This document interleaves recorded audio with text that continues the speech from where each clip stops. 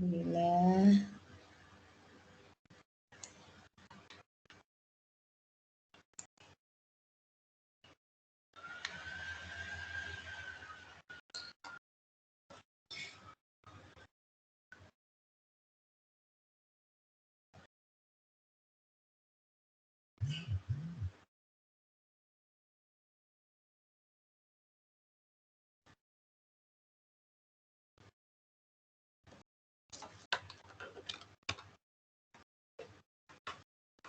Selamat pagi, Moritz.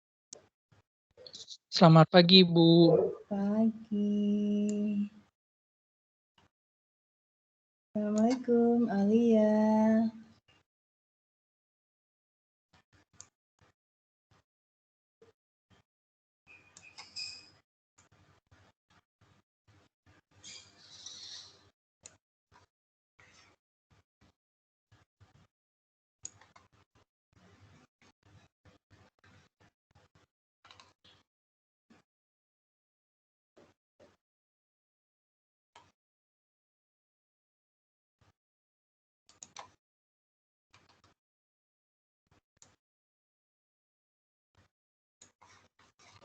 Selamat pagi, Tri Oktavianti.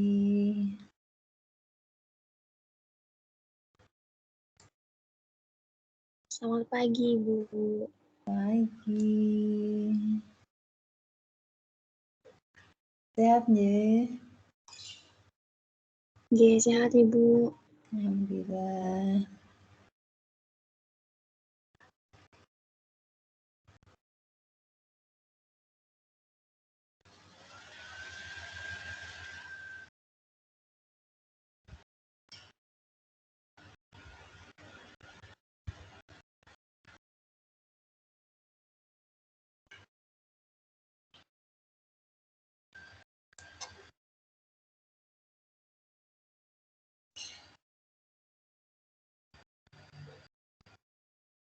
Selamat pagi, Astrina, Oktarina. Assalamualaikum, Pausan. Waalaikumsalam, Bu. Pagi, Bu. Pagi, Assalamualaikum, Rizka Amalia. Selamat pagi, Bu. Assalamualaikum, Laila, Sofi. Waalaikumsalam, pagi, Bu.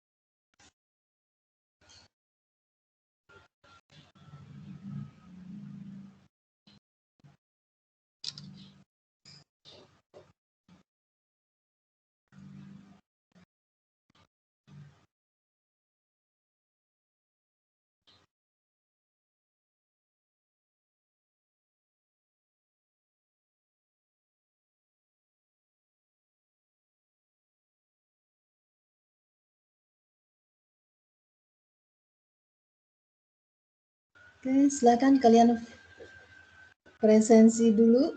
Ibu sudah kirim ke WA grup. Terima kasih, Bu. Baik.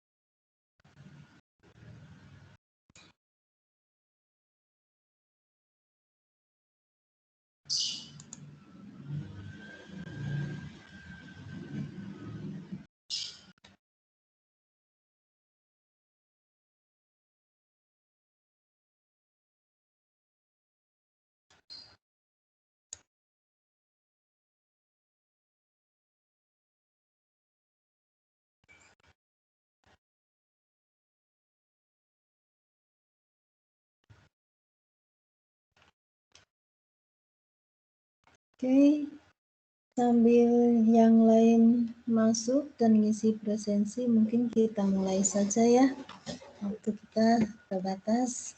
Bismillahirrahmanirrahim. Assalamualaikum warahmatullahi wabarakatuh. Selamat pagi semuanya. Pagi, Bu. Pagi. Oke. Tapi ini belum separuhnya. Oh, udah separuhnya masuk 72. Sudah 36, sudah separuh. Baru separuh ya? Tambah satu dulu. Bu Silvana izin tanya, Bu. Hah, gimana? Hari ini tuh jadwalnya untuk presentasi kelompok, Bu. Belum. Hari ini jadwalnya presentasi kelompok minggu ke-6, Bu. Jadi nanti habis Ibu presentasi atau bagaimana, Bu? Oh, sebentar. Oh iya, Ibu lupa. Kita kan sudah pindahkan ke minggu ke-6 dan minggu ke-7 ya? Iya, Bu. Ya Allah, Ibu malah pindahkan ke ini. Pindahkan ke setelah UAS, tapi nggak apa-apa. Untuk hari ini, maju berapa orang? Yang maju hari ini 3 kelompok, Bu. Kelompok 9, 11, dan kelompok 7. 3 kelompok. Kemudian minggu depan? Minggu depan 3 juga, Bu. Berarti cuma 6 kelompok aja? Untuk sebelum UTS 6 kelompok, sesudah UTS itu 6 kelompok. Oh, baiklah. Terima kasih. Terima kasih. Iya, Bu. Ya. Ibu lupa prinsip kontrak kita. Malah Ibu malah ngirim tadi ada ralat jadwal oleh Bu Ati, minta dipindahkan ke hari 3 minggu terakhir. Nggak apa-apa, kita mulai aja untuk tidak membuang waktu. Tapi nanti kita agak molor ya untuk presentasi 3 kelompok ya. Oke, kita mulai aja. Ya. Ini garis besarnya garis besarnya saja Ibu sampaikan metode irisan menggunakan mikrotom ini. Metode iris ini ada mikrotom yang digunakan, yaitu ada mikrotom geser, ada beku, ada mikrotom putar. Nah, mikrotom putar ini yang paling umum dilakukan pada suatu penelitian, dan juga kami melakukan penelitian dengan mengajak beberapa mahasiswa dan menggunakan mikrotom putar ini untuk mendapatkan preparat histopatologi. Oke. Nah, di sini mikrotom putar ini sangat cocok untuk digunakan pada preparat irisan menggunakan metode parafin dengan bantuan parafin, karena akan diperoleh irisan yang sangat tipis sehingga memudahkan pengamatan terhadap sel-sel jaringan yang dimaksud. Nah, potongan-potongan tersebut dari hasil mikrotom itu berdekatan seperti membentuk pita yang panjang, dan itu bisa memungkinkan dalam satu slide itu bisa ada 5 preparat di situ. Jadi ngirit pekerjaan untuk meletakkan sampel di atas kaca preparat. Oke. Nah, metode beku yang tadi sebutkan depan itu jarang digunakan karena ini memang sih prosesnya memang cepat, tetapi tidak begitu tipis dibanding untuk yang didapatkan dari metode iris parafin, metode mikrotom putar tadi. Demikian halnya dengan metode seloidem, ya. Kita lanjut. Nah, metode parafin ini disebutkan bahwa sebenarnya apabila kelamaan, apalagi kalau di dalam boin, tapi sekarang sudah jarang digunakan boin, biasanya fiksatifnya itu menggunakan BNF 10%. Itu biasanya jaringannya akan keras dan segera harus dikerjakan, dibuat preparat. Nah, setelah organnya diambil, akan difiksasi menggunakan boin atau BNF. Boin ini 24 jam sudah bisa langsung dikerjakan, tetapi kalau BNF itu semakin lama semakin bagus. Bisa sampai 2 tahun tersimpan di dalam BNF. Kemudian bisa lalu dibuat preparat. Setelah fiksasi dilakukan pencucian, washing dengan menggunakan alkohol 70%. Selanjutnya dilakukan dehidrasi. Dehidrasi itu penarikan air dari dalam organ dari konsentrasi rendah ke konsentrasi tinggi menggunakan alkohol. Mengapa dari konsentrasi rendah ke tinggi? Karena untuk mengurangi kerusakan jaringan. Selanjutnya dilakukan penjernihan, biasanya menggunakan toluol dan silol. Selanjutnya dilakukan infiltrasi parafin. Parafin pelan-pelan dimasukkan ke dalam jaringan, tidak langsung parafin murni ya. Itu dilakukan di dalam suhu 50-56 derajat. Oke. Kemudian dilakukan embedding menggunakan parafin murni. Kita kerjakan di dalam oven.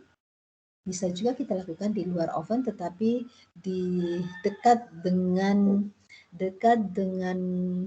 lampu spiritus. Setelah dilakukan penanaman, kita akan dapatkan blok-blok. Penanaman kita lakukan di dalam kita buat box-box kecil, ya box-box kecil, dan kita tanamkan ke dalam. Kita menanamkannya itu kita inginkan dalam bentuk horizontal atau vertikal. Oke. Kemudian kita lakukan penyayatan atau section atau pengirisan. Ini ketebalan sekitar 6-6 mikrometer. Setelah itu kita dapatkan pita-pita, ditempelkan pada gelas objek. Sebelumnya itu diberikan perekat dulu ya, dengan menggunakan albumin Meyers. Setelah itu dilakukan pewarnaan. Sebelum pewarnaan kita lakukan deparafinasi. Jadi parafinnya kita keluarkan dulu. Jelas itu menggunakan suatu larutan, kemudian lanjutkan dengan pewarnaan. Umumnya menggunakan hematoksilin dan iosin. Setelah itu dikering anginkan, ditutup dengan deglas dan diberikan label. Nah, ini cara pembuatan secara umum tentunya kita ambil dari hewan-hewan yang biasanya dari suatu penelitian atau latihan dari hewan yang masih hidup, tetapi tidak menutup kemungkinan juga kita menggunakan yang sudah dari kadaver atau yang sudah mati, tetapi itu harus segera difiksasi karena apabila tidak segera difiksasi jaringannya akan cepat mengkerut sehingga pada waktu nanti diamati itu tidak jelas ya, tidak jelas jaringannya apalagi selnya. Oke. Nah, organ tersebut dipotong 1 x 1 cm ke dalam boin, kita masukkan atau BNF. Setelah dimasukkan dalam boin selama 3-24 jam itu diiris lagi setengah sentimeter lebih kecil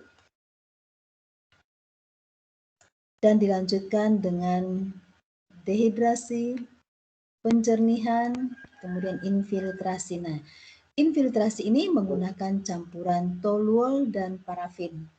Dan 2:1 kemudian dilanjutkan lagi ke dalam 1:1 toluol parafin, itu dilakukan selama 10 sampai 30 menit, dicelupkan ke dalam dimasukkan ke dalam suatu wadah. Setelah itu dilanjutkan dengan parafin murni. Parafin murni ini ada 3 wadah, jadi kita celupkan di bagian pertama itu selama 30 menit. Oke, benarkah itu? Oke. 10 sampai 30 menit. Maaf, kurang jelas dari sini. Itu ada 3 wadah itu, jadi dari pertama, kedua, dan ketiga. Nah, setelah ketiga itu diharapkan itu parafinnya sudah benar-benar masuk ke dalam jaringan. Nah, kemudian dilakukan penanaman pada parafin cair. Tentunya dilakukan di dalam oven atau dekat ada di sekeliling lampu spiritus. Nah, setelah parafin beku, potongan organ tertanam baik di dalam blok parafin. Kemudian blok parafinnya ini dipasang pada holder dari mikrotom. Biasanya dilepas dari mikrotom, kemudian dipasang. Ya, sebelumnya itu dibuat dalam bentuk piramid agar memudahkan untuk, nah ini contohnya ini bentuk piramid. Jadi pada bagian bawah, nampak di layar kalian kah? Oke. Lebih tebal yang bawah ini yang dilekatkan pada holder. Tentunya seandainya offline kita pasti akan melakukannya ya pada waktu praktikum. Jadi biasa kami gunakan itu PMS atau cutter yang tipis itu dipanasin, baru bagian bawah ini dipanasi kemudian dilekatkan pada holder. Biasanya holdernya itu dari kayu, potongan kayu, dan kemudian dipasang kembali ke mikrotom. Nah, ini pada waktu penanaman di sini gambarnya. Masukkan dalam kotak-kotak, kita buat kotak kecil, tidak begitu besar, sesuai dengan sampel setengah senti kali setengah senti. Nah, selanjutnya diiris dan didapatkan pita-pita. Pita-pita ini didapatkan apabila prosedurnya itu sesuai dengan SOP-nya ya. Tetapi biasanya tidak dapatkan dalam bentuk pita-pita, berarti mungkin itu parafinnya tidak murni, tidak bagus, sehingga itu salah satu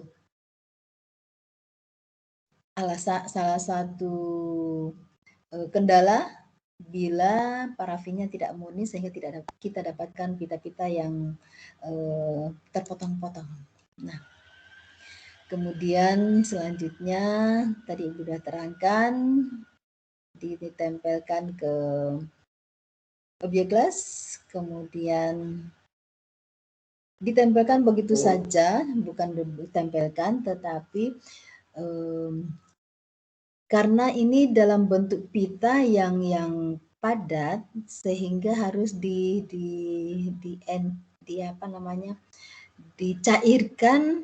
dicairkan tadi parafinnya dengan meletakkan di atas hot plate. Agar tidak kering, rusak, preparatnya itu biasanya ditetesin dengan air. Tidak begitu lama di atas hot plate untuk mencairkan saja parafinnya saja. Kemudian dikeringkan, kering anginkan, dilanjutkan dengan perlakuan berikutnya. Nah, ini setelah dilakukan tadi, kering anginkan tadi, deparafinasi, hilangkan parafinnya, kemudian lanjut dengan pewarnaan. Pewarnaan mungkin materi disampaikan oleh Pak Teguh setelah UTS ya. Oke, sekira itu saja. Mungkin nanti kalian bisa baca. Selanjutnya ini metode pewarnaannya menggunakan hematoksilin, iosin, itu urut-urutannya. Oke. Selain menggunakan hematoksilin dion eosin ini juga bisa dapat menggunakan metode pewarnaan dengan MAF ini, tapi ini jarang dengan malori ini ya, jarang dilakukan, umumnya menggunakan hematoksilin eosin itu. Oke. Nah, ini alat mikrotom putarnya. Nah, ini apabila diputar, yang bergerak adalah preparatnya, sampelnya bergerak. Ini akan setelah diputar ini, putar di sini dia akan turun naik. Jadi pisaunya ini diam saja. Pisaunya diam saja sehingga kita dapatkan pita-pita ini dengan bantuan kuas atau alat yang lunak, itu kita bisa mengambilnya. Oke. Dan banyak organ yang bisa kita lakukan. Ini contohnya dari ginjal ini kita bisa mengamati. Maaf, ini dari testis ya, ada spermatozoanya. Spermatozoa ini sudah berada di dalam lumen dari tubulus seminiferus.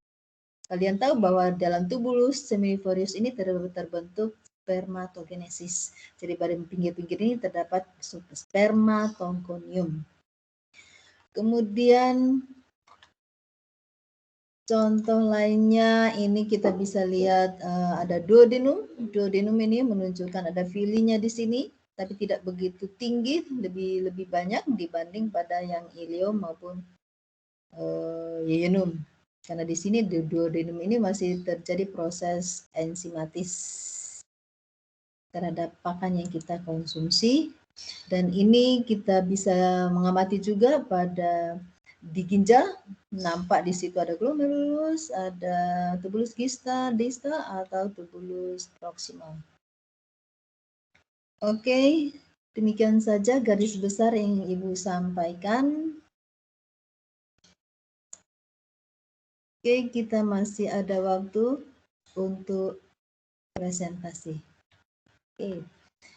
Terima kasih atas perhatian kalian. Monggo diatur Laila yang akan presentasi duluan. Silakan. Baik, terima kasih Ibu. Kalau begitu saya ambil alih. Selamat pagi Bu Silvana sebagai dosen pengampu mata kuliah mikroteknik hewan dan teman-teman yang berbahagia. Pagi ini kita akan melaksanakan presentasi mikroteknik hewan dengan yang akan maju hari ini adalah 3 kelompok 9, 11, dan 7. Yang pertama akan maju itu adalah kelompok 9 dengan topik pembuatan preparat tulang metode gosok. Kalau begitu dengan kelompok 9 silahkan di-share materinya ke teman-teman yang lain.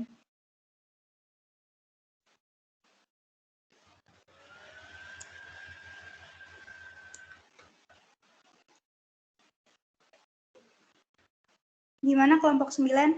Vicky, Nadia, Putri Rizky, Retno.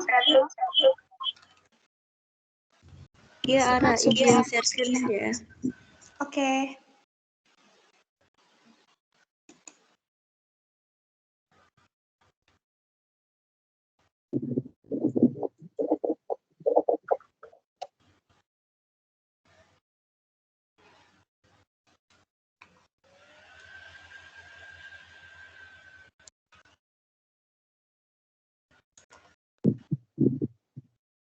Cek, sebentar ya.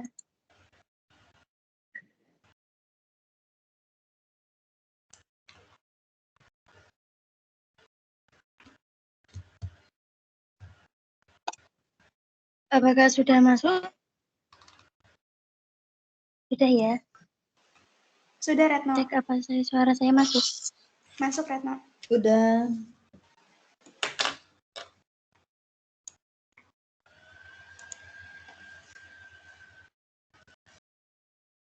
Baik. Assalamualaikum warahmatullahi wabarakatuh. Waalaikumsalam warahmatullahi wabarakatuh. Selamat pagi semuanya. Yang terhormat Bu Silvana, selaku dosen mata kuliah mikroteknik hewan, serta teman-teman kelas A yang berbahagia. Di sini kami dari kelompok 9 akan mempresentasikan tentang metode gosok dengan judul pembuatan preparat tulang metode gosok. Kami mengangkat jurnal dengan judul Identifikasi Struktur Komponen Preparat Gosok Tulang Femur ayam broiler, galus-galus SP berdasarkan teknik pewarnaan. Anggota kelompok kami terdiri dari Kiki Nurul Ida, Najiatur Rohmah, Siti Zulfa Putri Rizkani, Lil Anissa Fitri, dan saya Retno Robiatul Adawiyah. Pada kali ini kami akan membagikan beberapa topik pembahasan, yaitu ada pengertian metode gosok, pembuatan preparat metode gosok, macam pewarnaan preparat metode gosok, dan kesimpulan. Berikut jurnal yang kami pakai. Selanjutnya akan dijelaskan oleh Putri. Silakan Putri.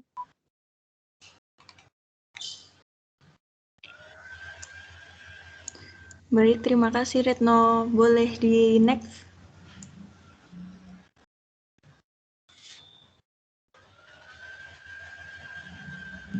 Yang ke pengertian Retno. Ya ini Putri sudah. Oh, Kok di punya aku pembuatan preparat ya?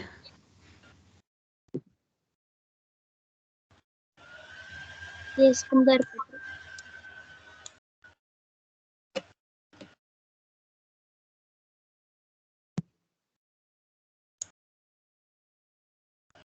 Silahkan Putri.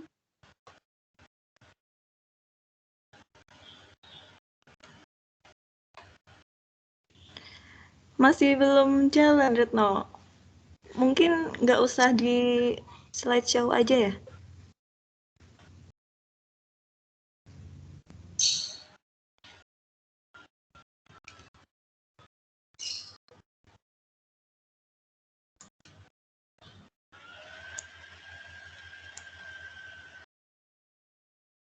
Cek untuk teman-teman yang lain, apakah sudah di pengertian metode gosok?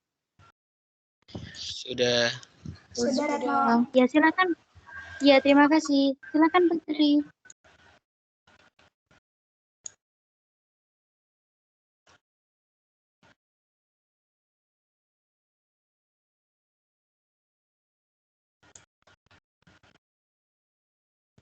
Ya baik, karena sinyal saya mungkin agak bermasalah, jadi saya baca PPT yang dari laptop saya aja. Mungkin nanti bisa disesuaikan ya Retno, share screen-nya. Baik. Baik, saya izin menyampaikan materi untuk yang pertama mengenai pengertian dari metode gosok.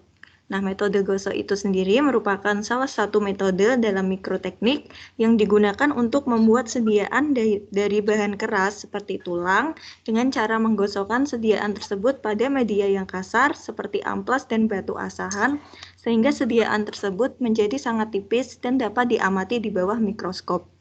Nah, metode gosok ini digunakan untuk mendapatkan sediaan yang sulit diiris atau section maupun yang sulit mendapatkan sediaan dengan ketebalan yang merata. Metode ini dapat dipakai dalam pembuatan jaringan yang sifatnya keras seperti sediaan tulang, gigi, dan jaringan keras lainnya. Oke, next slide. Mengenai pembuatan preparat metode gosok. Nah, untuk pembuatan preparat metode gosok ini ada alat dan bahan yang perlu dipersiapkan. Untuk alatnya sendiri ada pisau, kompor, panci, gergaji besi, batu asahan, pipet, tisu, gelas arloji, kaca benda, kaca penutup, dan mikroskop.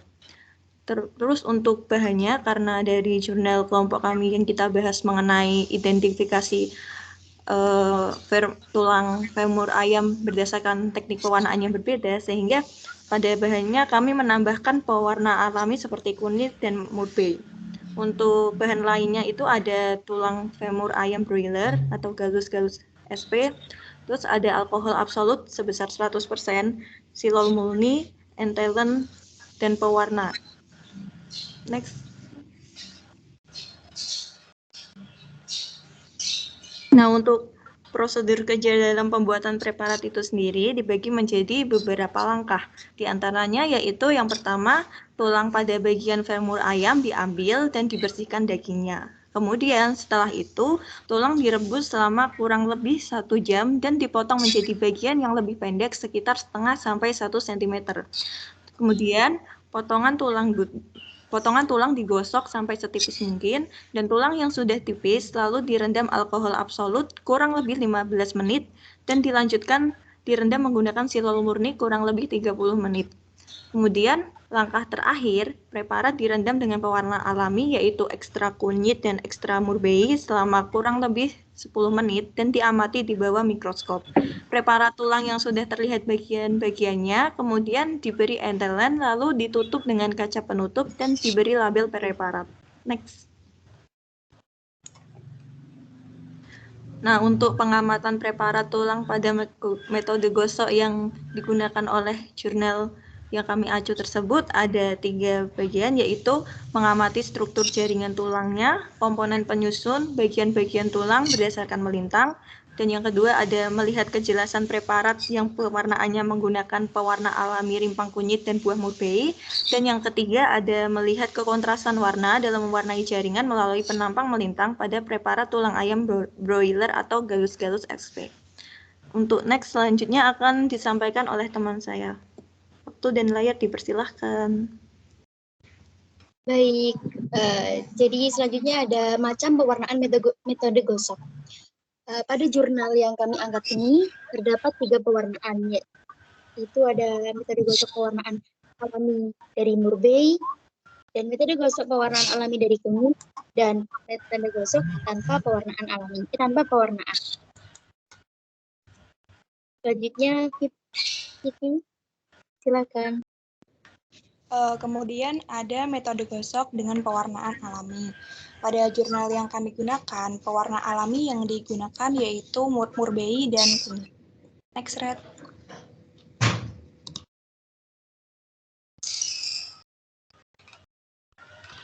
Selanjutnya ada hasil pengamatan dari preparat Gallus-Gallus SP yang menggunakan metode gosok dengan pewarnaan murbei.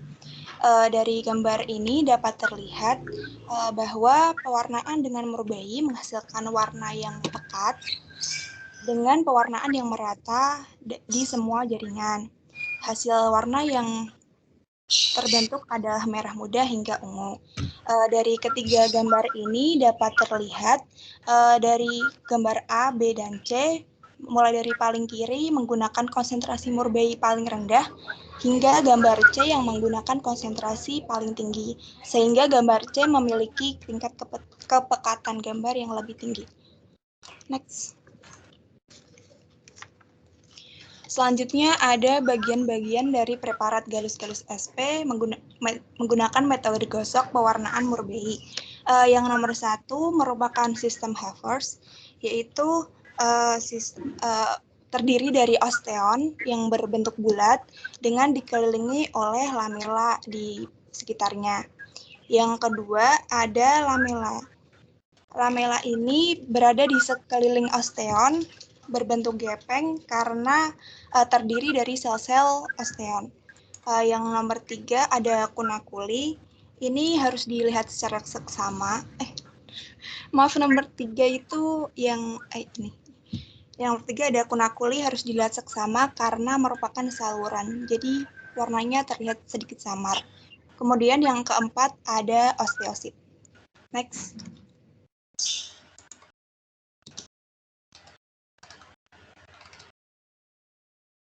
Selanjutnya adalah metode gosok tulang dengan menggunakan pewarnaan kunyit atau Curcuma domestica. Jadi menurut Saidi dalam Wahguni tahun 2016, kunyit itu merupakan pewarna alami yang dapat digunakan karena harganya murah, mudah dicari, tidak karsinogenik, dan juga biodegradable. Nah, pigmen aktif pada kunyit yang dapat mewarnai jaringan dan memberikan warna kuning itu adalah kurkuminoid, di mana kurkuminoid ini merupakan senyawa dari gugus fenolik yang tersusun atas kurkumin, monodesmotekurkumin, dan bedesmotekurkumin. Next. Nah, berikutnya merupakan hasil pengamatan pembuatan metode gosok preparat tulang. Jadi pada preparat tulang femur ayam broiler atau galus-galus SP, hasil metode gosok dengan menggunakan pewarnaan ekstra kunyit, bagian-bagian yang dapat terlihat yaitu sistem Havertz, kanalis sentral atau Havertz, kanalis Volkmann, osteosit yang berada di dalam lakuna, lamella, dan kanalikuli. Nah, sebenarnya bagian kanalikuli dan lamella itu tidak terlihat dengan jelas dikarenakan namun kanalikuli dan lamella ini bisa diduga dari letaknya lakuna, karena lamella itu merupakan yang menghubungkan lakuna satu dengan lakuna lainnya dalam satu deret, sedangkan kanalikuli itu menghubungkan lakuna satu dengan lakuna lainnya dalam satu baris. Next. Nah, berikut ini merupakan bagian-bagian preparat tulang ayam yang teramati menurut penelitian dilakukan oleh Nilasari tahun 2017 dengan penggunaan pewarna alami kunyit berbesaran 400 kali. Nomor 1 itu adalah lamella, nomor 2 adalah osteosit, nomor 3 itu adalah sistem Havertz, yang ditunjuk nomor 4 adalah kanalis Volkmann, nomor 5 kanalis sentral, nomor 6 lakuna, dan nomor 7 adalah kanalikuli, di mana seperti yang sudah disebutkan oleh Vicky sebelumnya bahwa kanalikuli ini harus dilihat dengan seksama karena merupakan saluran yang sangat halus. Next. Nah, ini merupakan keterangan dari bagian-bagian tadi, di mana tulang itu terdiri dari sistem-sistem Havertz. Nah, sistem Havertz merupakan saluran yang berisi serabut saraf, pembuluh darah, dan aliran limfa. Setiap sistem Havertz itu terdiri dari saluran Havertz atau kanalis saluran, yaitu suatu saluran yang sejajar dengan sumbu tulang. Di dalam saluran terdapat pembuluh-pembuluh darah dan saraf. Sekeliling sistem Havertz terdapat lamella-lamella yang konsentris dan berlapis-lapis, di mana lamella ini merupakan suatu zat interseluler yang berkapur. Pada lamella terdapat rongga-rongga yang disebut dengan lakuna. Di dalam lakuna terdapat osteosit, dan dari lakuna keluar menuju ke segala arah itu terdapat saluran-saluran kecil yang disebut dengan kanalikuli. Kanalikuli ini berfungsi untuk menghubungkan dengan lakuna lain atau kanalis Havertz. Next.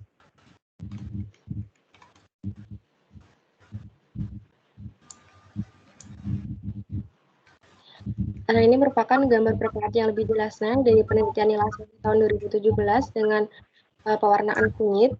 Nah, dari pengamatan yang telah dilakukan dengan penggunaan pewarnaan murbei dan kunyit, itu didapatkan bahwa pembuatan preparat gosok tulang femur pada penelitian ini dapat dikatakan cukup berhasil karena baik secara mikroskop langsung maupun dari hasil pemotretan dapat diketahui bentuk dan struktur komponen jaringan tulang, sehingga hasil pembuatan preparat gosok ini dapat digunakan untuk kebutuhan pembelajaran. Next.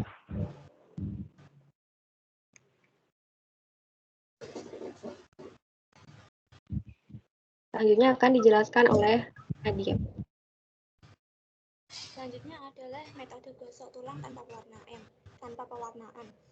Pada metode ini berfungsi sebagai perbandingan dan didapatkan hasil di mana preparat yang tidak diwarnai bagian-bagian tulangnya tidak terlihat dengan jelas dan kurang kontras. Namun bagian-bagian yang terlihat tidak jelas masih dapat diidentifikasi.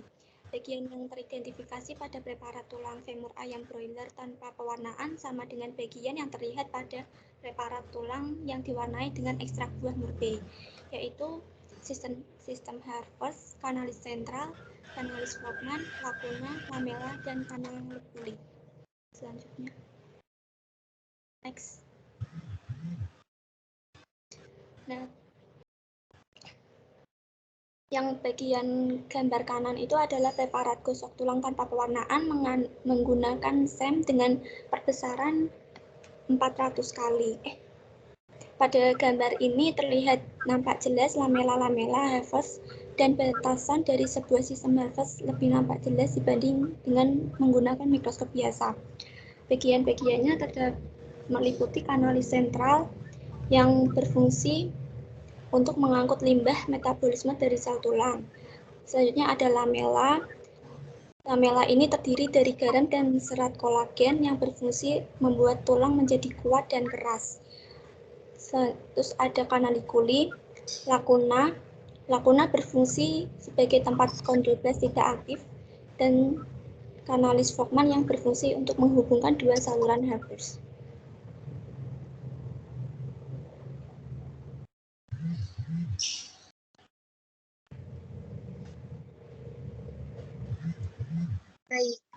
menurut Wahyuni Nyilasari, ketidakjelasan preparat itu bisa disebabkan berbagai macam faktor, yaitu dikarenakan penggosokan tidak merata, kurang tepatnya dalam pembuatan larutan, dan waktu pemberian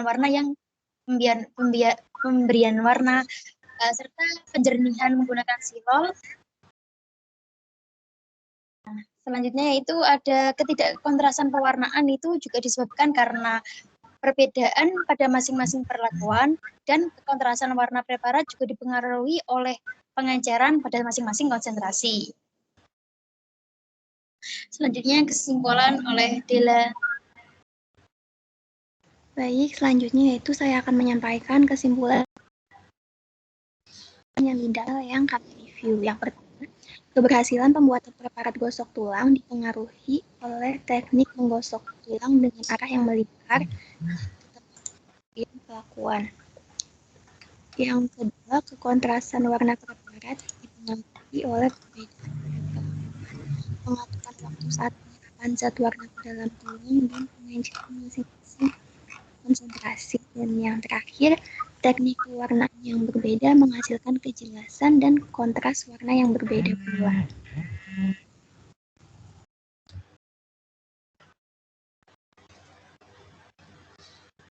Baik, sekian dari kelompok kami. Saya kembalikan kepada moderator. Silakan, Siti Laila Ara. Baik, terima kasih kelompok 9 sudah memaparkan materi yang sangat baik.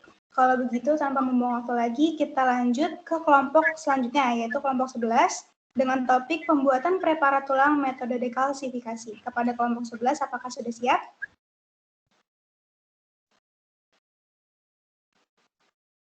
Baik, silakan kelompok 11.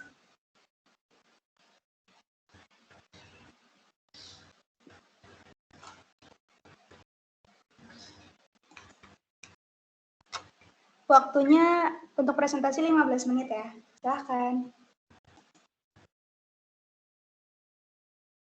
Assalamualaikum warahmatullahi wabarakatuh. Yang kami hormati Ibu Silvana Tana selaku dosen pengampu mata kuliah Mikroteknik Hewan, dan kepada yang kami kasihi teman-teman kelas A, selamat pagi, salam sejahtera, semoga dalam keadaan sehat sentosa. Pada hari ini kami dari kelompok 11 izin untuk mempresentasikan hasil diskusi kami, yaitu review jurnal mengenai pembuatan preparat tulang menggunakan metode dekalsifikasi, di mana kami menggunakan sumber dari jurnal Evaluation of Decalcification Techniques for Red Femurs using Hematoxylin Eosin and Immunohistochemical Staining oleh Liu et al. Tahun 2017. Berikut adalah anggota dari kelompok kami, ada Bunga Marceli, saya sendiri Emilia Yosefin Budianto, Nistia Nisa Hanifa, Heralita Korin Panjaitan, Alia Ikrima Azahra, dan Aprilia Dwi Arini. Berikut adalah garis besar dari presentasi kami, ada pendahuluan, metode, hasil pembahasan, dan kesimpulan.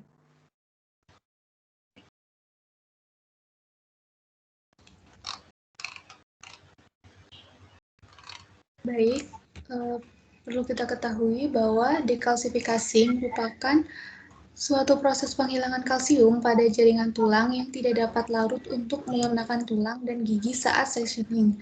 Beberapa metode dekalsifikasi yaitu asam anorganik, asam organik, dan larutan selating. Suhu pemrosesan rendah, tingkat keasaman larutan dekalsifikasi, dan agitasi sampel berkontribusi pada efisiensi dekalsifikasi, struktur jaringan, dan antigenisitas. Tujuan dari penelitian ini yaitu mengevaluasi 4 metode dekalsifikasi pada seluruh femur tikus dewasa dengan parameter waktu dekalsifikasi, kemudahan pengirisan jaringan, pengawetan morfologi dengan pewarnaan hematoxylin eosin, dan antigenisitas untuk protein tulang seperti GF1 dengan metode imunohistokimia. Jadi, dekalsifikasi ini merupakan suatu langkah yang penting dilakukan secara rutin untuk pengamatan histopatologi tulang dan yang mengandung tulang tisu. Jadi, Protokol dekalsifikasi yang efisien akan memungkinkan penghapusan garam anorganik yang tidak dapat larut dari jaringan tulang, sehingga akan melembutkan tulang dan gigi agar mudah dipotong seperti itu. Next. Sampel yang digunakan dalam penelitian ini yaitu tikus betina. Jadi setelah proses aklimatisasi selama seminggu, tikus ini dibius, kemudian femur tikusnya ini disimpan untuk dianalisis lebih lanjut. Femur tikus betina ini difiksasi dengan paraformaldehid 4% selama 24 jam, kemudian dibilas dengan air mengalir. Dekalsifikasi ini dilakukan dengan 4 larutan dekalsifikasi, yaitu EDTA 10%, asam nitrat 3%, asam nitrat 5%, dan HFA 8%. Diikuti penetralan dengan NH4OH 0,1% selama 30 menit. Dekalsifikasi ini dilakukan pada suhu 4% di bawah pengadukan secara terus-menerus atau kontinu. Kemudian proses dekalsifikasi ini berakhir ketika tulang itu mudah ditembus oleh jarum. Kemudian sampel ini dibilas dengan air mengalir, lalu dilakukan proses dehidrasi dan penanaman parafin. Kemudian sampelnya ini dipotong dengan mikrotom ukuran 5 mikrometer, kemudian ditempatkan pada slide. Dan dilanjutkan dengan pewarnaan hematoksilin neosin.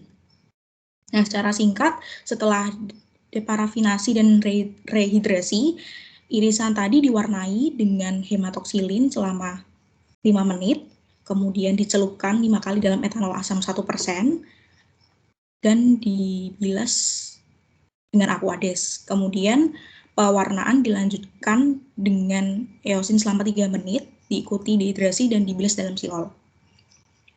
Selanjutnya yaitu irisan tadi disimpan pada suhu 60 derajat Celcius selama 24 jam dalam oven, kemudian dilanjutkan deparafinasi dengan silol dan hidrasi dengan etanol bertingkat. Slide ini berturut-turut diinkubasi dengan larutan pengambilan antigen dan 3% H2O2 selama 30 menit, dibilas kemudian ditambahkan antibodi primer.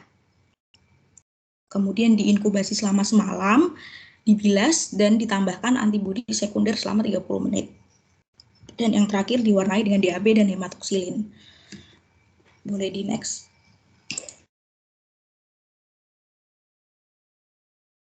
Ini adalah hasil pengamatan. Yang pertama adalah waktu dekalsifikasi. Dekalsifikasi dalam 10% EDTA dengan pH 7,4 diperlukan waktu 21 hari. Keterangan struktur mikro representatif gambar A dengan perbesaran 100 kali dan gambar histologis B dari pewarnaan HE menunjukkan pengaruh dekalsifikasi yang berbeda pengawetan struktur morfologi femur tikus. 1-3 mewakili zona superficial, tulang rawan, dan subkondral. HFA mewakili asam klorida.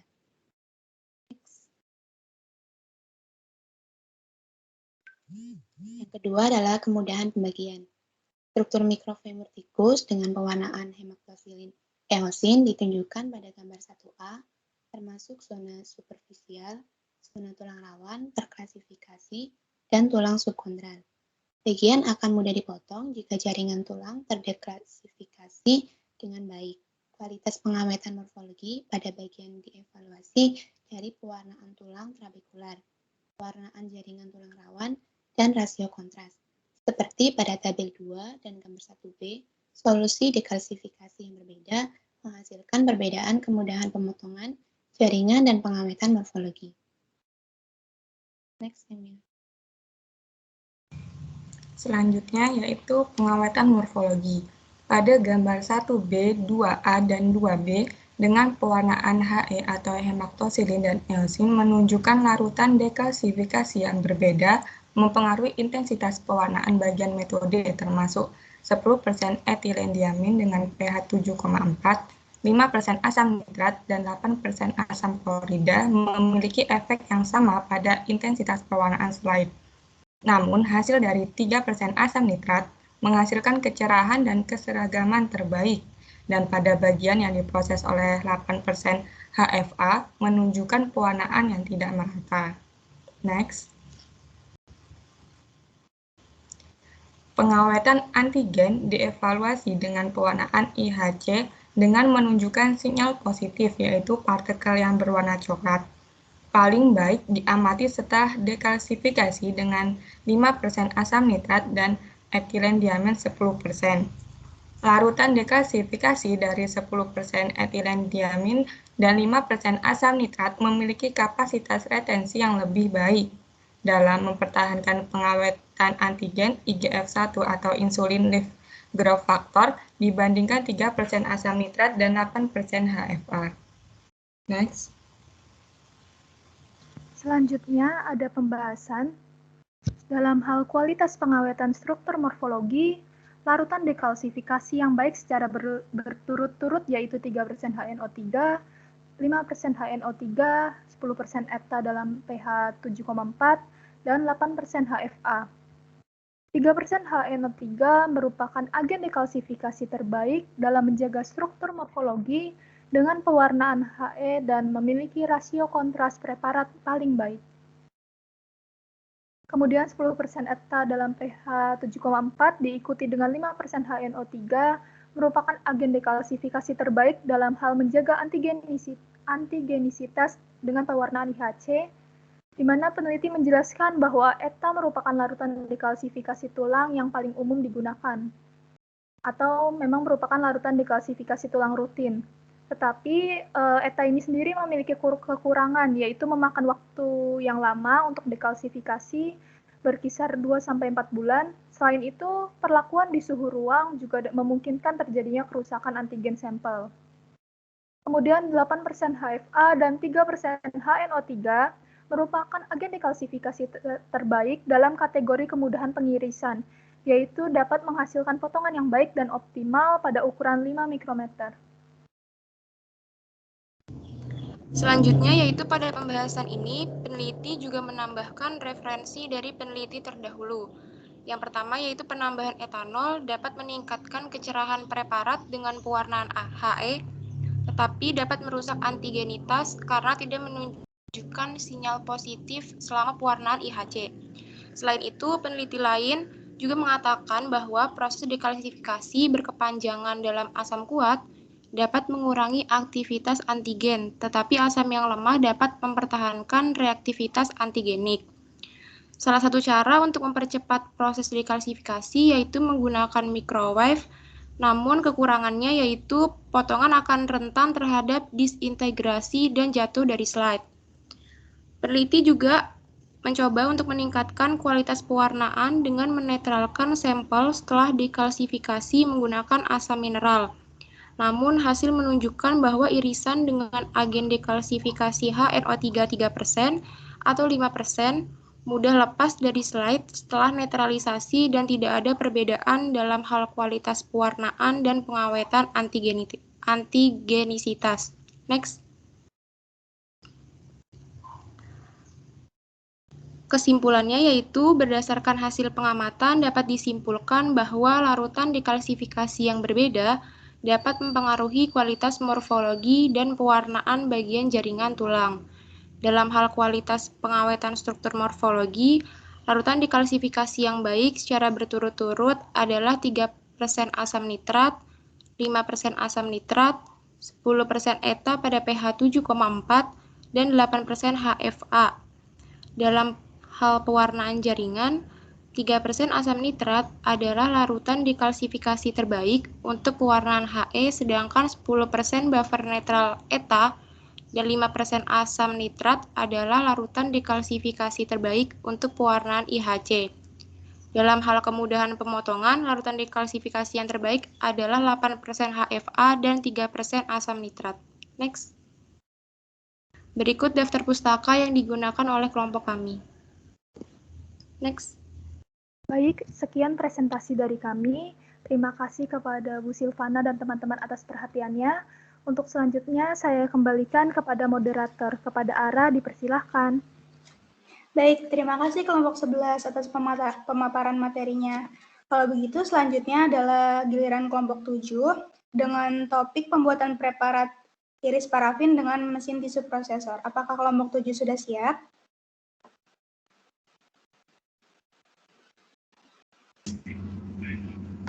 Ya, Ra, terima kasih. Izin share screen ya, teman-teman. Baik, untuk waktu presentasinya, bagaimana ya Bu Silvana? Soalnya jamnya sudah, jam kuliahnya sudah selesai, sudah lewat. Apakah dipercepat saja atau? Boleh dipercepat aja. Asal yang lain tidak keberatan, boleh? Kalaupun ada yang kuliah, monggo boleh live. Kalau ada yang kuliah, kalau yang tidak kuliah,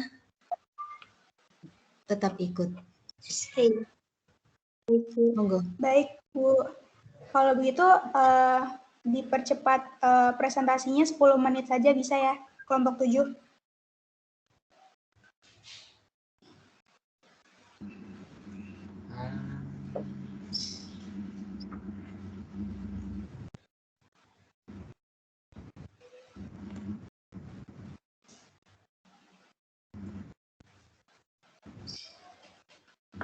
Apakah share screen-nya sudah terlihat?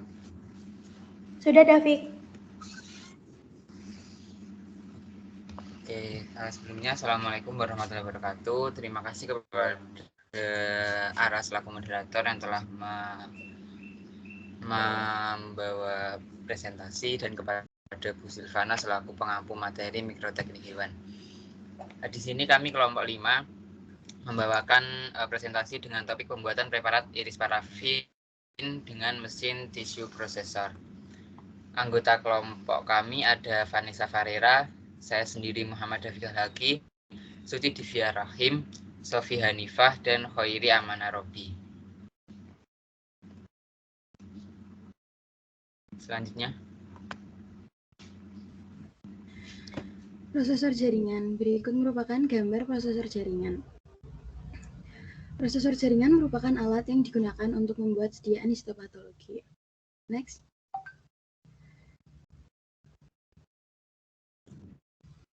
Prosesor jaringan atau tissue processor merupakan alat yang dapat bekerja secara otomatis dengan waktu yang dapat diatur untuk melakukan dehidrasi, clearing, dan infiltrasi parafin dalam pembuatan sediaan preparat irisan tanpa campur tangan manusia. Pada pembuatan sediaan histologi, baik dengan menggunakan prosesor jaringan maupun secara manual, memiliki beberapa perbedaan sehingga dapat menjadi pembanding dalam menentukan metode mana yang paling tepat untuk menghasilkan sediaan dengan kualitas terbaik.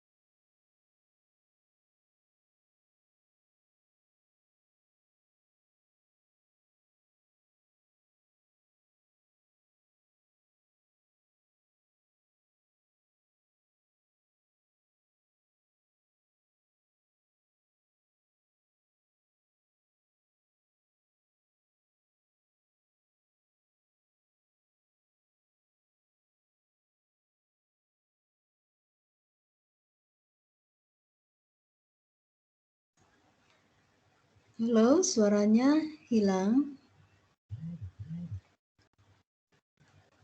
Iya, Bu. Di saya juga hilang. Langsung diambil alih oleh kelompoknya, monggo. Ya, saya lanjutkan. Berikut ini ada prosedur kerja dari pembuatan preparat menggunakan mesin processing tisu. Yang pertama ada fiksasi, yaitu pembuatan perendaman dengan larutan fiksatif, yaitu formalin buffer fosfat 10% selama 24 jam, berfungsi untuk mengawetkan dan mempertahankan struktur jaringan preparat. Selanjutnya ada tahap processing.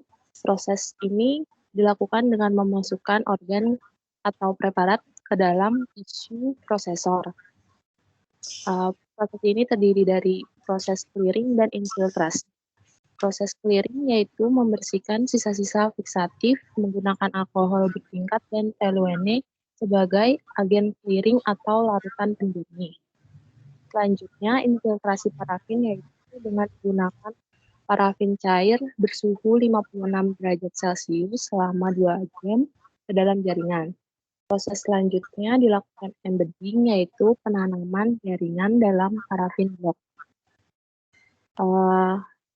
Proses selanjutnya adalah sectioning atau cutting yang merupakan proses pemotongan irisan dengan menggunakan mikrotom putar secara tipis. Tebalan yang disarankan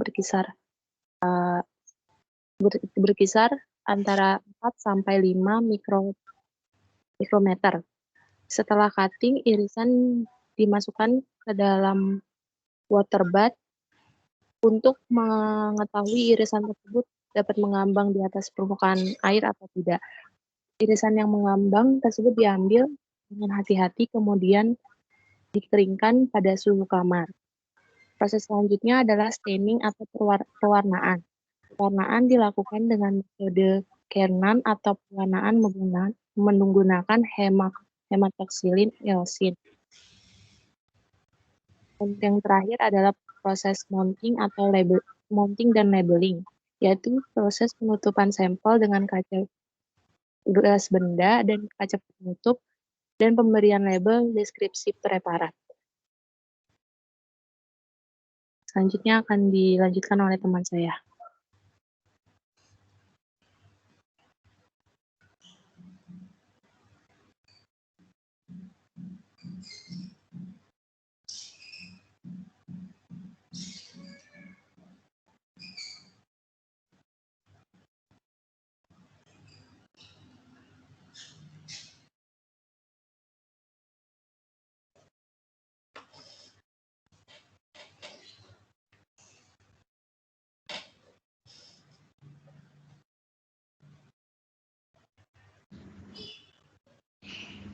Kemudian ada gambar preparat hepatikus. Gambar yang pertama merupakan gambaran mikroskopis hati mencit dengan mesin tisu prosesor berbesaran 40 kali. Bagian A yaitu perdarahan dan B degenerasi vakula. Sedangkan gambar yang kedua, gambaran mikroskopis hati mencit tanpa mesin tisu prosesor. Yang bagian A adalah kongesti, yang B perdarahan, dan yang C nekrosis.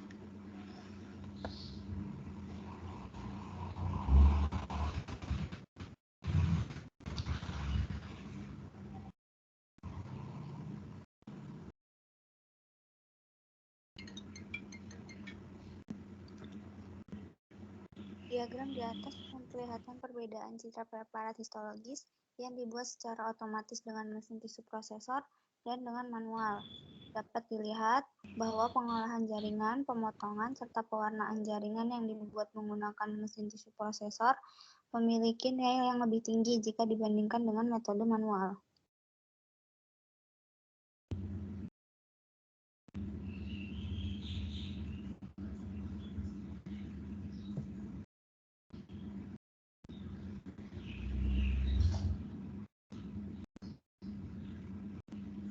Selanjutnya pembahasan seperti yang disebutkan oleh Zuraida dan Alamnur tahun 2019 bahwa proses pewarnaan bergantung pada tepat tidaknya pemrosesan serta pemotongan jaringan dalam blok parafin.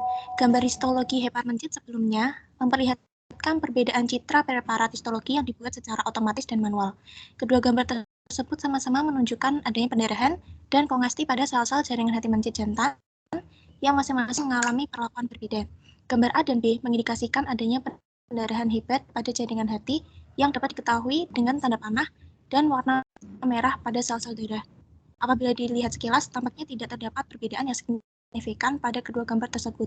Namun yang perlu digarisbawahi adalah bentuk dari sel-sel darah itu sendiri. Bentuk sel darah merah pada gambar B lebih jelas dibandingkan dengan gambar A karena pewarnaan sel yang lebih baik sehingga bentuk dan batasan antar sel hati dan sel darah dapat dibedakan secara tepat.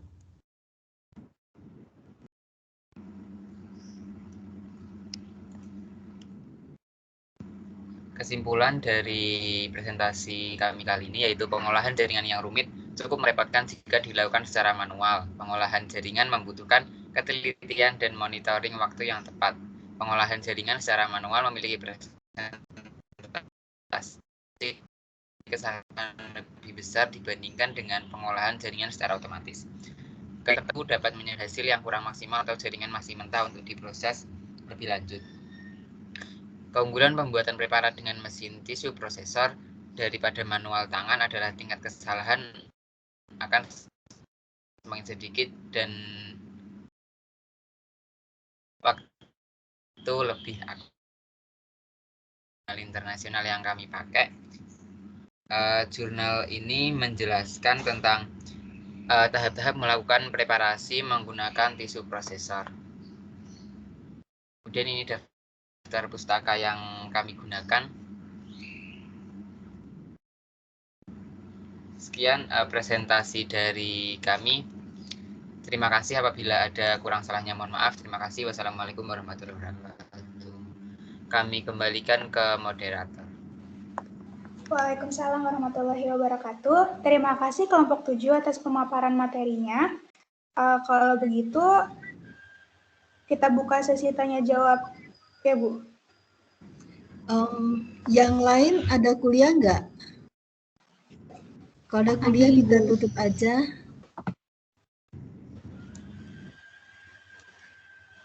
Halo? Ada Halo, Bu. kuliah? Ada, Bu. Ada, Bu. Ada kuliah. Kalau gitu kita tiadakan aja kuliahnya, diskusinya. Minggu depan kita bisa mungkin lebih cepat mulainya. Kita mulai dari jam 9.20, tank aja sambil berjalan presentasi bisa kita lakukan presensi, ya. Baik, Ibu. Oke, jadi minggu depan kita simpan dulu ya pertanyaannya. Oke, minggu depan kita lanjutkan. Kalaupun nanti masih kurang, nanti minggu terakhir bisa ditanyakan lagi. Kalau enggak, ya langsung japri ke kelompoknya aja. Oke? Baik, Ibu. Oke, ya. Terima kasih. Laili gimana? Oke, baik. Sesi presentasi hari ini saya tutup. Terima kasih teman-teman atas partisipasinya. Kalau ada salah mohon maaf. Wabillahi taufiq wal hidayah. Wassalamualaikum warahmatullahi wabarakatuh. Waalaikumsalam warahmatullahi wabarakatuh. Terima kasih, Ibu. Terima kasih, Ara. Terima kasih, Ibu. Oke, terima kasih.